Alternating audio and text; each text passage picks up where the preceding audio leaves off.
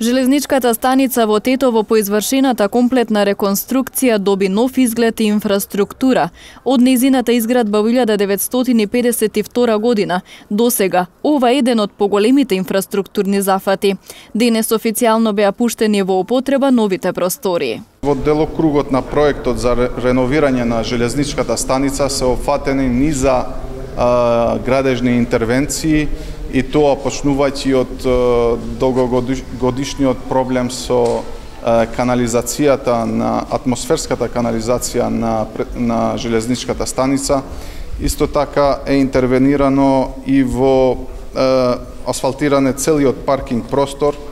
Овозможен е пристап за лица со посебни потреби, променет е целиот кровен покривач и е изработена нова фасада која ќе влијае и врз поефикасна енергетска дејност на самата железничка станица. Во однос на станичните колосеци, реновиран е и перонот и е овозможен пристап за лица со посебни потреби, извршено е и чистење на станичните колосеци, дополнена толчани, како и промена на дотрајните дрвени прагови.